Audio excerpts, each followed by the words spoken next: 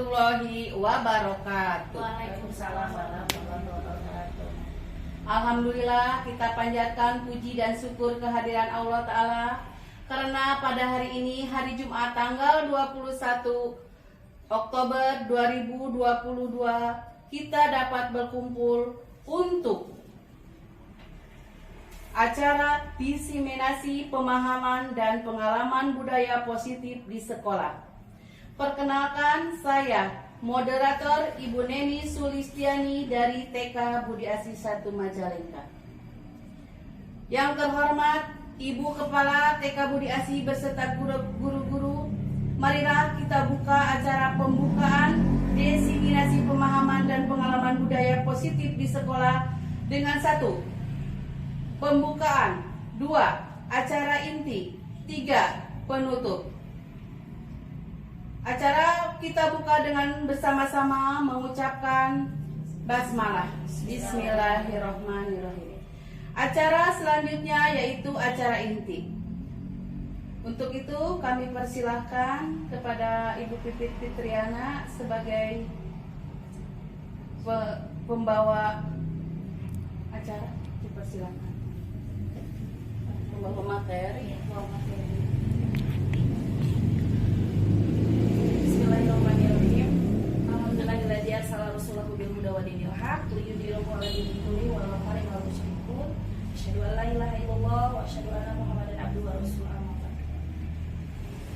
Puji dan syukur kita panjatkan kehadirat Allah Subhanahu wa taala bahwasanya hari ini hari Jumat tanggal 21 Oktober 2022, alhamdulillah kita masih diberi kekuatan, kesehatan sehingga kita bisa berkumpul di sekolah yang kita cintai ini.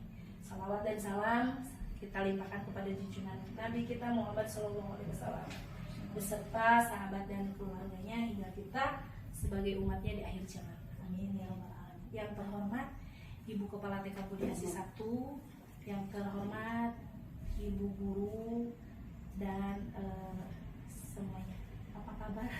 Sehat ya? Mudah-mudahan Alhamdulillah, luar biasa, tetap semangat. Allahu Akbar.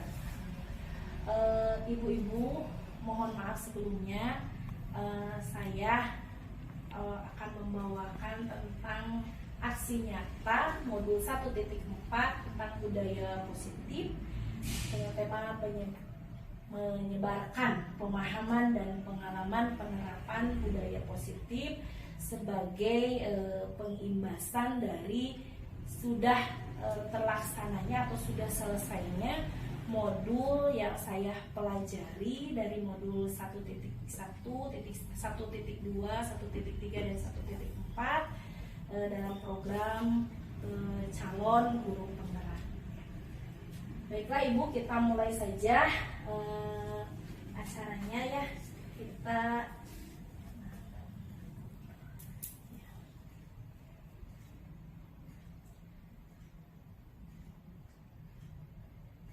Sebelumnya saya ucapkan selamat datang kepada para guru hebat.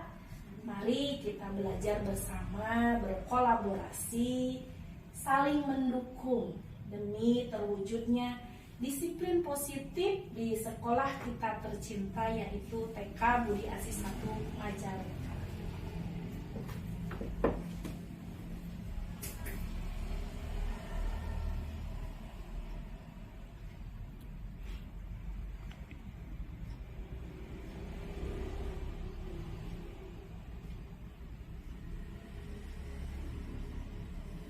Izin ini ya Bu, saya ke sebelah sini aja.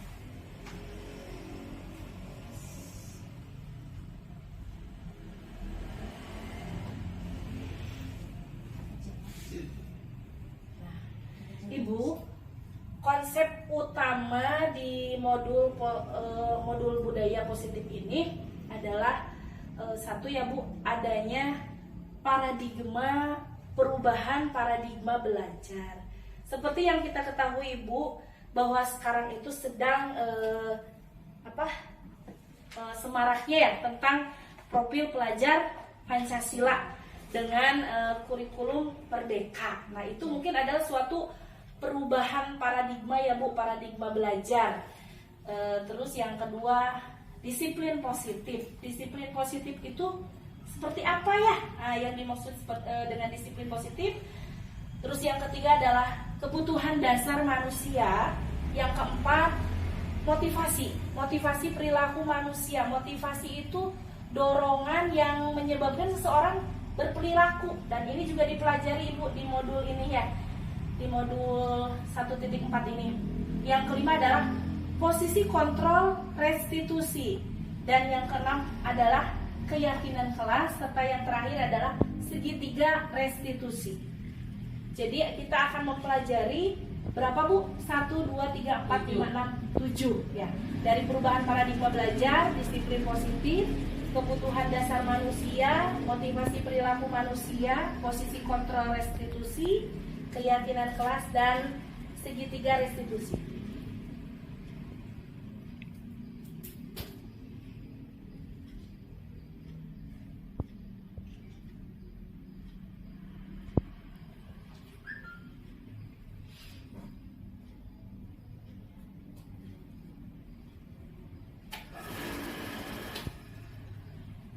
Kelihatan Bu?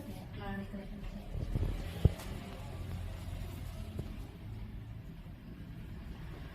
Pembelajaran dengan paradigma baru. Ya. Pembelajaran dengan paradigma baru dirancang berdasarkan prinsip pembelajaran yang terdiferensiasi, sehingga setiap siswa belajar sesuai dengan kebutuhan dari tahap perkembangannya untuk mewujudkan profil pelajar Pancasila. Seperti yang sudah kita tahu ya Ibu-ibu, bahwa ada berapa Bu tentang pelajar Pancasila tuh? Ada 6 aspek. Betul sekali ya. Yang pertama adalah beriman, bertakwa kepada Tuhan Yang Maha Esa dan berakhlak mulia. 1. Terus yang kedua adalah kebinekaan global. Yang ketiga adalah bergotong royong. Yang keempat adalah kreatif. Yang kelima adalah bernalar kritis, dan yang keenam adalah mandiri. Nah, mudah-mudahan semua sudah ingat ya, dan sudah tahu bahwa profil Pancasila itu adalah mencakup yang keenam aspek ini. Lanjut, di sini ada disiplin positif. Disiplin adalah melakukan sesuatu untuk mendapatkan kepatuhan. Betul nggak Bu? Ya, karena disiplin itu adalah pertamanya mungkin ada suatu paksaan karena untuk mematuhi suatu aturan. Ya, seperti menurut KHD, Ki Hajar Dewantara juga menyatakan bahwa di mana ada kemerdekaan, disitulah harus ada disiplin yang kuat. Sungguh pun disiplin itu bersifat self-disiplin, yaitu kita sendiri yang mewajibkan kita untuk sekeras-kerasnya. Tetapi itu sama saja, sebab jikalau kita tidak melakukan self-disiplin, wajiblah penguasa lain mendisiplinkan kita. Jadi artinya, disiplin itu memang disiplin positif, harus dari kita, harus keinginan dari dalam. Artinya keinginan intrinsik yang dari sendiri, yang lahir dari dalam diri kita sendiri. Tapi kalaupun misalnya keinginan dari sendiri itu belum ada, jadi wajiblah ada seseorang atau lembaga yang mengharuskan kita untuk disiplin. Nah, itu berarti adalah karena kita disiplin karena dari luar, itu termasuk disiplin ekstrinsik, dari pengaruh luar. Nah, seperti itu ya. Sebagai pendidik, tujuan kita adalah menciptakan anak-anak yang memiliki disiplin diri, sehingga mereka bisa berperilaku dengan mengacu pada nilai-nilai kebajikan universal, memiliki motivasi intrinsik bukan ekstrinsik. Jadi kita mengharapkan bahwa anak didik kita, mereka itu benar-benar melakukan atas kesadaran sendiri, bukan karena keinginan sendiri. Betul, bukan karena bahwa takutlah sama kita sebagai guru, atau misalnya ingin mendapatkan piala, atau ingin mendapatkan nilai seperti itu ya. Nah, lanjut, ini tentang kebutuhan dasar. Ada kebutuhan dasar itu ada 5 ya Ibu-ibu. Kebutuhan dasar manusia yang sifatnya umum. Apa saja? 1, bertahan hidup. Karena memang pada dasarnya manusia itu membutuhkannya, betul, seleksi alam. Bagaimana dia menjalani kehidupan ini sampai akhirnya dia bisa bertahan hidup. Satu. Yang kedua, kasih sayang dan rasa diterima. Ini juga sangat penting, kebutuhan dasar, karena ini peringkat kedua dari kebutuhan dasar manusia. Mendapat kasih sayang berarti. Ya, entah itu kita mendapatkan kasih sayang atau kita memberikan kasih sayang dan rasa diterima oleh golongan lingkungan. Jadi hal-hal itu memang fitrah ya, naluri dari manusia ingin diakui seperti itu. Yang ketiga adalah kekuasaan. Begitupun dengan kekuasaan. Sifat manusia itu kan ingin aku terlihat. Nah, di sini ada ingin aku, ini aku loh gitu. Aku yang bisa ini, aku yang dapat itu, seperti itu. Yang keempat adalah kebebasan. Semua manusia juga pada dasarnya mereka tidak mau terikat dengan aturan. Mereka ingin bebas. Dalam artian ingin apapun yang aku lakukan ya aku gitu, tanpa adanya aturan, tanpa adanya tekanan. Dan yang kelima adalah kesenangan. Dan ini juga menjadi kebutuhan dasar manusia, karena memang kesenangan atau hal-hal yang menyenangkan itu adalah sesuatu yang sangat dibutuhkan gitu ya untuk kita sebagai manusia. Lanjut, sekarang tentang motivasi perilaku manusia. Coba ibu-ibu, saya mau tahu ya, kalau motivasi itu kira-kira apa? Dorongan, jadi ya, keinginan. Betul ya. Jadi motivasi itu adalah dorongan yang timbul pada diri seseorang secara sadar maupun tidak sadar untuk melakukan suatu tindakan dengan tujuan tertentu. Jadi di motivasi ini tidak hanya sebatas motivasi, ada tujuan. Bu Neneng misalnya karena lapar motivasinya, terus membawa piring karena ingin makan, seperti itu ya.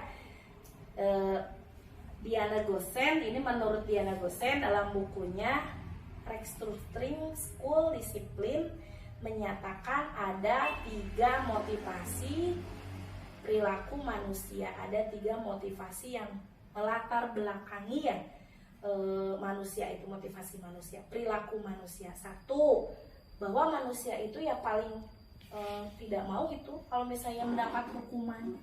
Siapapun termasuk anak didik kita itu tidak mau gitu. Jadi 1, menghindari hukuman. Yang kedua, mendapatkan imbalan atau penghargaan dari orang lain, dan kita senang ketika melakukan itu ya. Kita istilahnya disiplin pagi-pagi, terus nanti kita dapat penghargaan misalnya dari ibu kepala, dapat nilai yang bagus, dan itu memang sesuatu yang diharapkan gitu. Terus yang ketiga, untuk menjadi orang yang mereka inginkan dan menghargai diri sendiri dengan nilai-nilai yang mereka percaya. Jadi untuk yang motivasi ketiga ini, saya ingin menjadi apa? Mungkin saya ingin disebut sebagai yang terajin misal. Jadi motivasinya kalau ingin disebut yang terajin bisa jadi ke sekolahnya paling pagi, seperti itu ya. Nah, lanjut, di sini juga ada konsep disiplin dengan identitas gagal. Kenapa nih ada dengan istilah dengan identitas gagal? Apakah konsep disiplin ini tidak baik? Coba saya mau tanya, baik tidak konsep disiplin? Baik, sangat baik. Namun pada pelaksanaannya kadang saya sendiri juga masih ada hal-hal yang menurut saya betul, tapi setelah saya mempelajari modul 1.4 ini ternyata banyak sekali kekeliruan yang saya dapatkan. Seperti di konsep disiplin dengan identitas gagal itu adalah ada hukuman. Kenapa hukuman itu dikategorikan dengan identitas gagal? Karena hukuman itu 1, menyakitkan juga ya. Kadang si anak teh ujung-ujung tiba-tiba dihukum. Dalam artian terlambat sekolah, ada hukuman. Tapi insya Allah kalau di TK tidak ada ya untuk hukuman. Terus anak itu ketika dia melakukan adanya kesalahan, takut, merasa ketakutan. Terus ada perasaan tidak nyaman. Terus untuk menutupi kesalahannya, kadangkala kita juga berbuat tidak jujur, berbohong gitu ya. Seperti misalnya ada anak, kenapa hari ini terlambat? Supaya tidak dihukum, si anak itu bilang, aku misalnya karena mama aku masak dulu, atau karena motor aku mogok. Padahal memang kesalahan ada di anak sendiri, mungkin karena si anak bangunnya terlambat seperti itu. Terus kalau sudah mendapat hukuman, pastilah ada perasaan rendah diri bahwa saya itu salah gitu. Dan itu tidak diperbolehkan. Apakah dengan penghargaan untuk konsep disiplin diperbolehkan? Kalau tadi hukuman sudah jelas ya, karena sifatnya tidak baik gitu. Kalau penghargaan boleh. Tapi saya di sini kan dengan identitas gagal. Berarti antara hukuman dan penghargaan itu tidak lebih baik. Karena kenapa? Kalau dengan penghargaan sepertinya memang kelihatannya baik ya, tapi nanti motivasi si anak teh ingin mendapatkan hadiah, bukan dari sendirinya.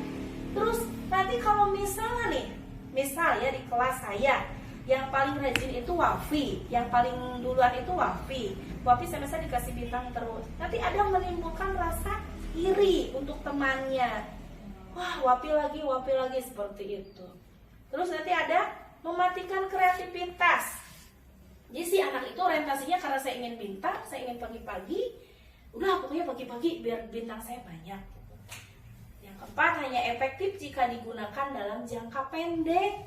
Kalau terus-menerus digunakan dalam jangka panjang, tidak mempan. Terus yang kelima, hilangnya motivasi dari dalam. Itu yang tadi, motivasi intrinsik itu. Ya, lanjut. Sekarang ada konsep disiplin dengan identitas sukses. Konsekuensi dan restitusi. Apa nih kira-kira? Kalau konsekuensi itu memang semodel penawaran ya, tapi nanti ada konsekuensinya, ada sesuatu yang harus dilakukan. Kalau konsekuensi memang kelihatannya juga seperti baik ya konsekuensi itu. Nah misalnya nih ada anak yang terlambat ke sekolah karena tidak memakai waktu upacara ya, tidak lengkap, tidak memakai topi dasi seperti itu.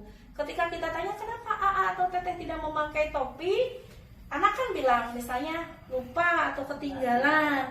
Wah, berarti Teteh boleh nih gitu misalnya ya ikut upacara misal. Tapi nanti Teteh kalau udah upacara, ini konsekuensi. Tapi nanti Teteh sesudah upacara misalnya, Teteh nanti beresin mainan ya. Nah, karena hari itu AA dan Teteh tidak memakai topi, tidak memakai atribut kelengkapan di saat upacara, boleh ikut tapi nanti harus. Nah, itu yang disebut konsekuensi. Dan memang kalau konsekuensi itu sudah dibicarakan, tadinya memang ada gitu. Kalau hukuman itu tidak mendasar. Kalau hukuman itu hanya karena langsung saat itu gitu. Tanpa teguran langsung. Iya, kalau hukuman di sini hukuman. Jadi hukuman itu langsung, tidak ada dasar istilah, kalau tidak dasar fikihnya, tidak ada dasar kesepakatannya gitu ya.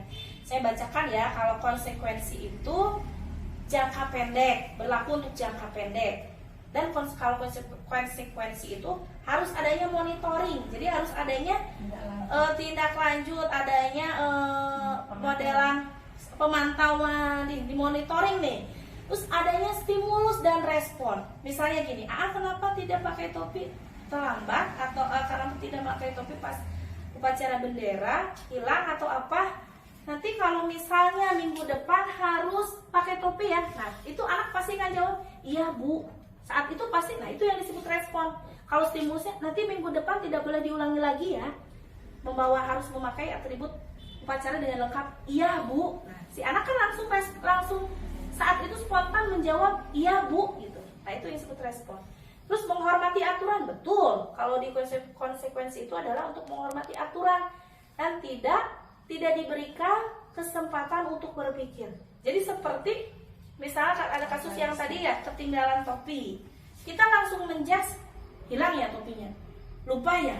Padahal mungkin si anak itu akan bilang dulu misalnya, "Memang hari ini aku tidak memakai topi, aku lupa menyimpannya atau karena di rumah sedang mengadakan renovasi. Tapi kita kan langsung tiba-tiba ketinggalan ya, lupa ya, nyimpennya ya. Nah itu di konsekuensi. Kalau beralih ke restitusi, nah fokus pada pemecahan. Konsekuensi baik, tapi di sini ada yang lebih baik, yaitu restitusi.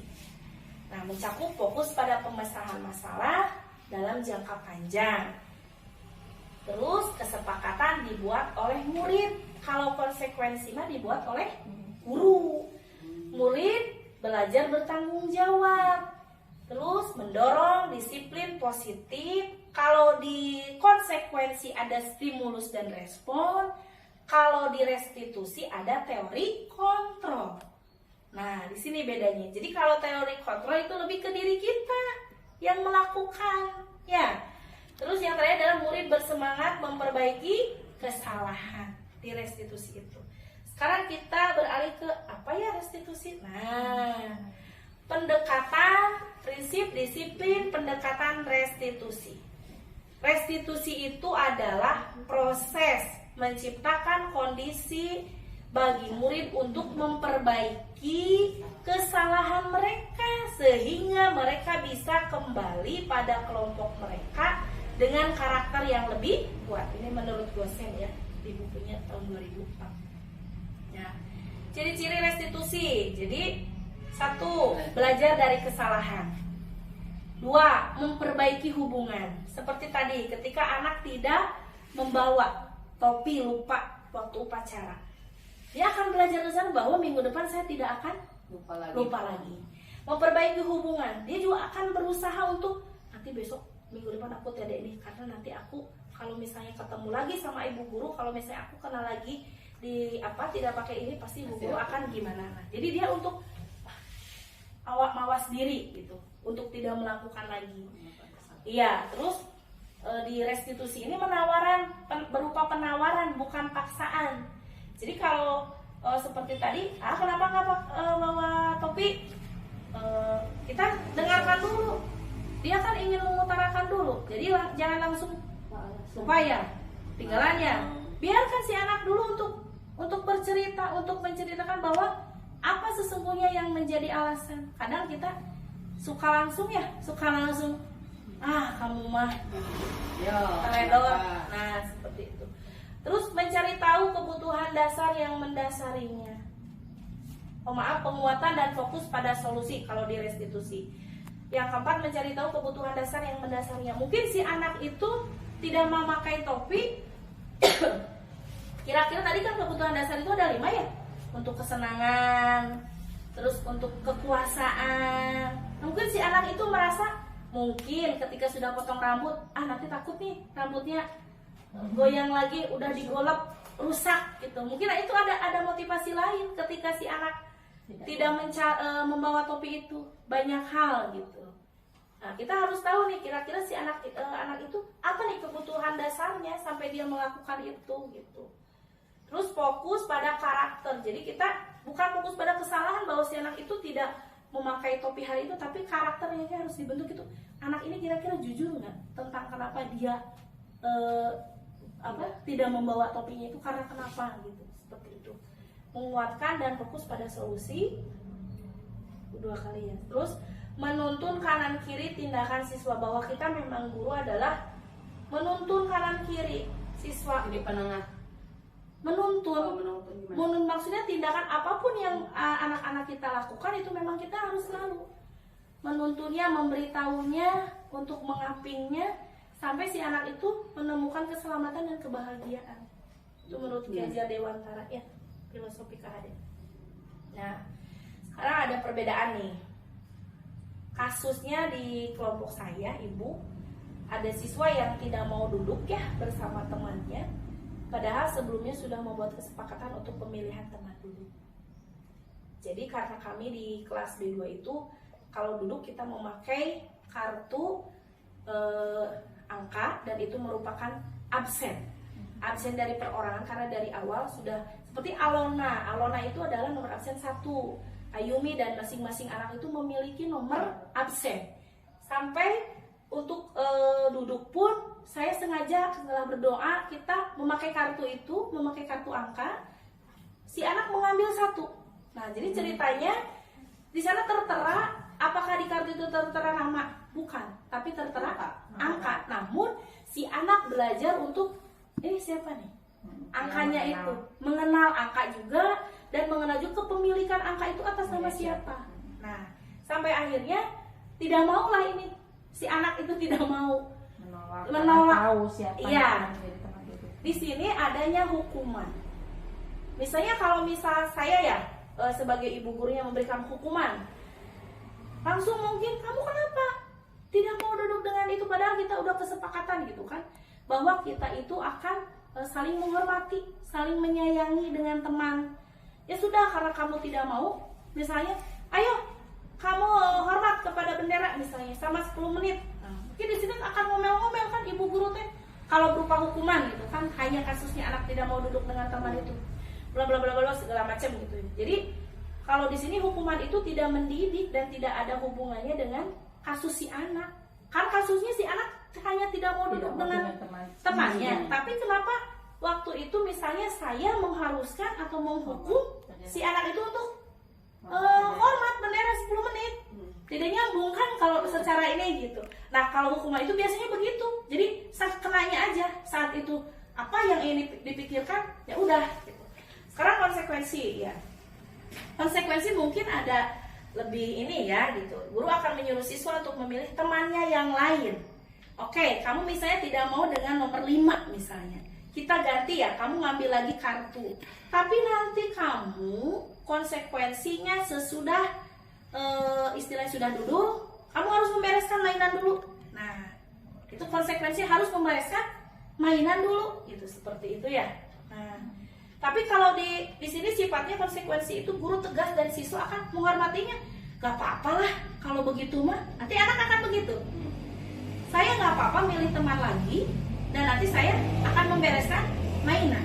Karena mungkin si anak juga ada perasaan menghormati guru ya, si siswa juga gitu.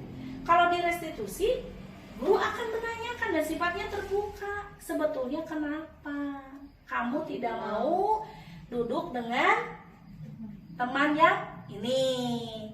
Ayo ceritakan. Nah, jadi kita mencoba untuk mengajak ngobrol dulu sampai misalnya si anak itu berkata, misalnya karena si A-nya itu misalnya jahil atau misalnya itu galak seperti apa. Nah, di sini guru itu terbuka. Jadi guru itu tidak langsung untuk menjudge anak begini, tapi di restitusi itu kita adanya dialog. Kita adanya nih anak ini kenapa? Pasti anak itu ada alasan. Terus ada juga kebutuhan dasar yang tadi dia inginkan, mungkin dengan teman yang ini dia tidak nyaman. Karena kan di awal kita ada kebutuhan dasar rasa diterima. Mungkin si anak ini karena beda ya, karena anak-anak itu kan karakteristiknya berbeda gitu. Mungkin dia tidak nyaman dengan yang anak itu. Nah, lanjut. Ini ada 5 posisi kontrol restitusi. Nih, 5 posisi kontrol kita ya ibu-ibu sebagai pendidik. 1 adalah penghukum. Kalau penghukum yang seperti tadi, langsung gitu. Langsung marah-marah, langsung tanpa ada hubungan ya, adanya hubungan dengan kasus si anak itu kan, seperti itu. Terus yang kedua adalah pembuat rasa bersalah. Bagaimana nih pembuat rasa bersalah? Jadi ketika si anak melakukan kesalahan, si ibu guru itu, ayolah, kamu gak kasihan nih sama ibu. Kalau misalnya kamu nanti terus-terusan atau misalnya hari ini kamu gak pakai topi, terus ibu kepala tahu, berarti kelompok B2 tuh yang gak disiplin. Tahu kan Bu Pipit, gara-gara kamu. Jadi kan si anak tuh ngerasa, oh ya, nanti Bu Pipitnya mungkin dimarahin sama bu kepalanya. Ya, terus teman. Kalau teman mungkin ini kita ya, ini ceritanya kita guru sebagai teman kepada anak. Besok kamu jangan lupa lagi ya. Aku percaya gitu. Misalnya gitu ya. Aku percaya besok kamu tidak akan mengulanginya lagi. Ayo gitu ya. Pokoknya aku percaya minggu depan kamu pasti atribut untuk upacaranya lengkap, topi, dasinya ada ya. Sebagai pemantau, sebagai pemantau sama ya, ini diliatin apa tanya-tanya. Dan memang pemantau ini jujur ya, saya mau nanya ibu-ibu ini kira-kira di mana nih? Ada posisi di penghukum, pembuat rasa bersalah, teman atau pemantau? Baru sampai sini. Pembuat rasa bersalah. Seringnya begitu ya? Seringnya. Sambil kitanya jangan begitu dong gitu. Kenapa begitu? Nanti kan ibu dimarahin begitu ya. Nah, pemantau kurang lebih juga rada seperti penghukum ya. Kalau penghukum mungkin terlalu saklek, terlalu tak gitu ya. Kalau pemantau iya langsung memberikan hukuman juga. Kalau pemantau mungkin agak lebih inilah gitu ya. Terus yang terakhir adalah sebagai manajer. Nah, kalau yang sebagai manajer yang tadi ini restitusi ini, dialog dulu, terbuka dulu, ngobrol dulu, kenapa, apa yang mendasari anak melakukan hal itu. Nah, mudah-mudahan setelah tahu ini kita bisa jadi ke manajer ya Bu Ibu ya. Saya pribadi juga begitu. Nah, di sini contoh penerapan 5 posisi kontrol. Karena ini kasusnya sama ya, tidak memakai atribut lengkap ketika upacara seni. Jadi ketika sebagai penghukum, mungkin kita dengan nada yang keras, patuhi aturan sekolah, kamu berdiri di sana sampai selesai upacara. Mungkin begitu ya, tapi insya Allah di TK tidak ada yang seperti itu. Nah, terus kalau membuat rasa bersalah, berapa kali sih Bu Guru harus bilang begitu ya? Bu Guru kecewa sama kamu. Jadi si anak itu udah lihat Bu Gurunya melas-melas, kata-katanya sangat mengkhawatirkan. Mungkin si anak itu ada perasaan, nanti Bu Gurunya atuh gitu ya. Seperti itu. Terus sebagai teman, ayolah Bu Guru, buat Bu Guru bangga, begitu ya. Hari ini gak apa-apa kamu berbuat salah, karena semua orang juga pernah berbuat salah. Besok jangan diulangi lagi ya. Nah, terus pemantau sama tadi ya, kamu tuh sudah melanggar aturan sekolah, berarti kamu tahu dong konsekuensinya. Nah, ini agak mirip-mirip ya kalau pemantau sama penghukum lah gitu seperti itu. Terus kalau manajer, kita tanya dulu, ada dialog dulu. Nah, apakah kamu tahu nih kesalahanmu? Terus keyakinan kelas apa yang telah kamu langgar? Kamu udah tahu nih melanggar keyakinan kelas. Tindakan apa yang akan kamu perbuat untuk memperbaiki kesalahanmu? Nah, memang di sini di manajer itu ada tahapan-tahapannya. Jadi tidak langsung menjas atau menuduh si anak kenapanya gitu. Jadi ada dialog dulu gitu, ada prosesnya seperti itu. Nah, di sini ada keyakinan kelas. Nah, saya mau nanya nih pada ibu-ibu ya, sebagai pertanyaan pemantik nih, kenapa ibu memakai helm jika berkendaraan roda 2? Kunaon? Pertama, untuk menghindari kecelakaan benturan. Kedua, taat lalu lintas. Berarti kan intinya ibu itu untuk keselamatan. Betul. Terus yang kedua, kenapa ibu memakai masker jika ingin keluar rumah? Supaya ya tidak terkontaminasikan dengan penyakit ya, atau dengan virus. Berarti intinya untuk kesehatan. Yakin ibu itu? Yakin. Nah, sama Bu, di sini juga ada keyakinan kelas. Ya, jadi kenapa sih harus ada keyakinan kelas, tidak peraturan kelas? Kalau atau tata tertib kelas. Jadi kenapa disebut untuk keyakinan kelas? Untuk nanti untuk kedepannya supaya kita ada keyakinan bahwa anak kita nih, seperti kita sedang membicarakan ini ya, maaf ini saya kelompok B2, membuat keyakinan kelas untuk tidak pilih-pilih teman. Jadi ini prosesnya ketika memilih teman setelah berdoa dengan kartu angka itu ya, dengan sesuai nomor absen.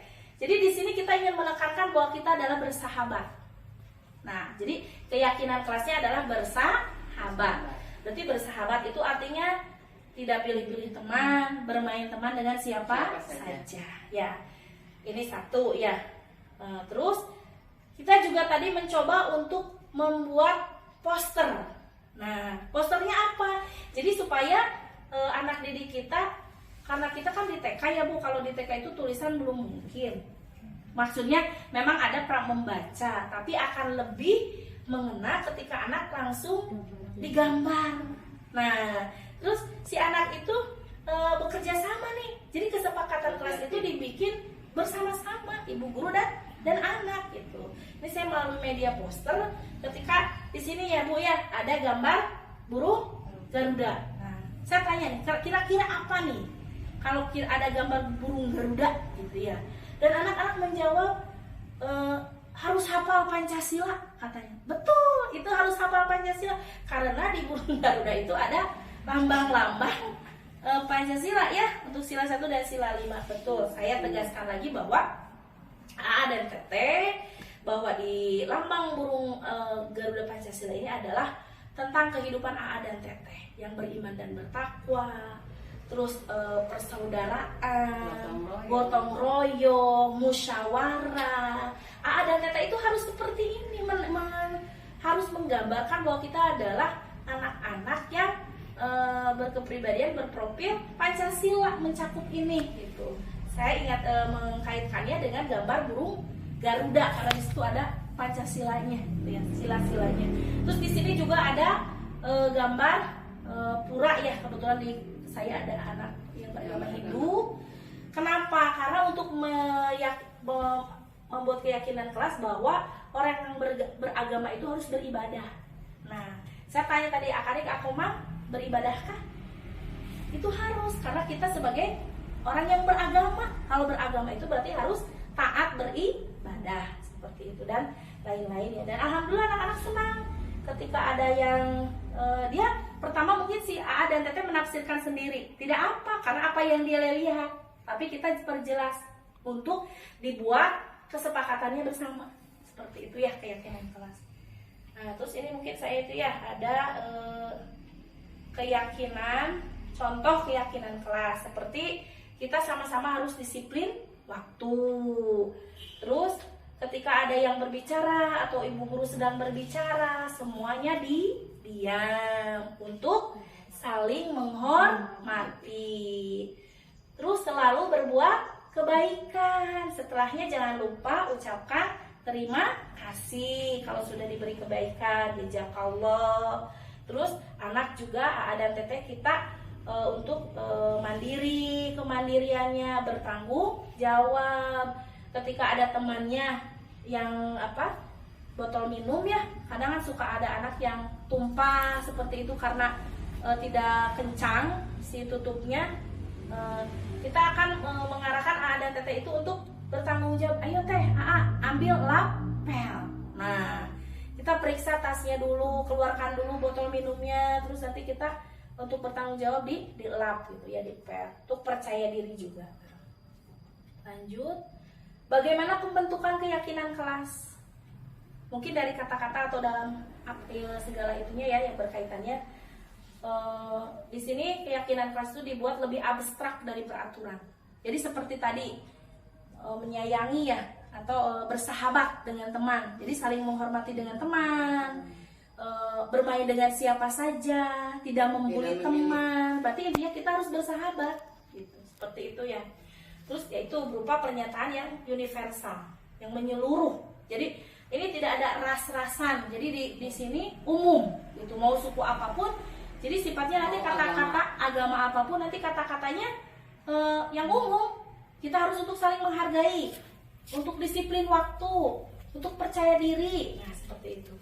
Dibuat dalam kata-kata positif. Tentu harus dalam arti kata positif karena itu kan sebagai sugesti positif. Si kata-kata itu dibuat untuk kalau misalnya yang dibuatnya adalah kata-kata yang jelek atau bahasa yang jelek, tentu yang akan diserap oleh anak juga yang jeleknya. Jadi hindari untuk mengatakan tidak, seperti itu. Lebih baik langsung, misalnya kan tidak boleh berantem, kita ganti saja bersahabat, gitu. Saling menyayangi, seperti itu pada tujuan yang diangkat. Iya. Terus sedikit saja kata-katanya, jangan terlalu panjang, kasihan ya kalau panjang kan tidak ngena nantinya, malah si anak jadi apaan sih panjang banget gitu kan. Kalau ayo kita harus disiplin, Ayo kalau tidak ikutan nggak makan. Terus disesuaikan dengan kondisi kelas. Yang terakhir semua warga sekolah untuk taat peraturan ya. Apalagi nih, ada segitiga restitusi. Nah, segitiga restitusi ini adalah seperti tadi ya, bahwa tahapannya adalah menstabilkan identitas. Ya,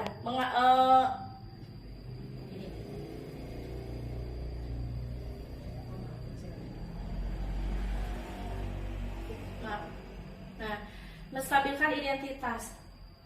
Kita akan bertanya dulu nih ke anak ketika anak melakukan kesalahan, dan kita akan tidak hanya langsung menjudge bahwa wah kamu salah, tapi nggak apa-apa, setiap orang juga pernah melakukan kesalahan. Jadi si anak itu merasa bahwa bukan aku saja, memaklumi gitu, adanya istilahnya pengertian lah dari ibu gurunya gitu. Terus kamu tuh bukan satu-satunya yang melakukan kesalahan, masih ada kok. Kemarin juga kan yang nggak bawa topi ada si A dan ya. Maksudnya tujuannya bahwa bukan kamu saja yang melakukan kesalahan, tapi ada lagi, masih ada ya. Satu, menstabilitas identitas, yang kedua validasi tindakan yang salah. Nah setelah itu ketika si anak tadi seperti tadi tidak membawa topi, kita tanya, kamu tentu punya alasan kan, mengapa, tindakan salahnya apa, tidak membawa topi. Tapi kita tanya, kamu tentu punya alasan mengapa kamu melakukan itu. Terus kita pun, adakah cara yang lebih efektif untuk mendapatkan apa yang kamu butuhkan? Mungkin setelah anak menjawab, nanti ibu mulai depan atau misalnya ketika topinya sudah ketemu, aku akan simpan misalnya di tempatnya, dan kita akan, ya betul, simpanlah sesuatu itu pada tempatnya supaya ketika AA dan Teteh mau memakai atau mencari sudah ada, seperti itu ya.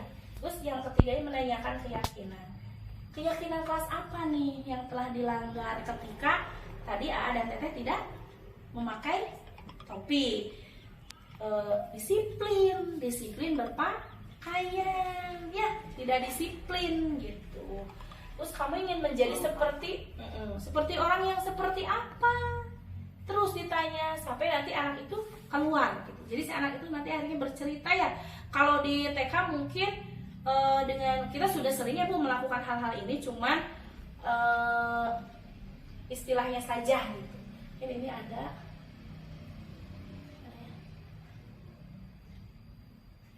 ini contoh kasusnya ya Bu ya. Ini saya di sini ada Abayu, sama ini ada siapa ini teh? Mas Al kemarin ya, Mas Al yang tidak memakai topi dan gunting ini. Enggak, kukunya membersihkan kuku. Ya. Jadi dalam rangka program penerapan disiplin positif, hendaklah guru itu memiliki standar kepribadian, profesional dan sosial yang baik, di mana guru mampu merefleksi posisi kontrolnya saat ini. Bagaimana perjalanannya pada posisi amung atau manajer yang mampu menuntun murid-murid menjadi insan mandiri, merdeka dan bertanggung jawab. Ya, seperti tadi kan bahwa kita ya, dari tahapan 5 kontrol itu yang paling bagus itu adalah manajer. Ya, mungkin itu saja yang dapat saya sampaikan. Terima kasih untuk sesi belajar kita hari ini ya. Mudah-mudahan kita dapat menuntun, mendidik anak-anak kita menjadi insan yang berkepribadian dan berkarakter profil pelajar Pancasila. Amin ya rabbal alamin. Terima kasih. Wassalamualaikum warahmatullahi wabarakatuh. Waalaikumsalam.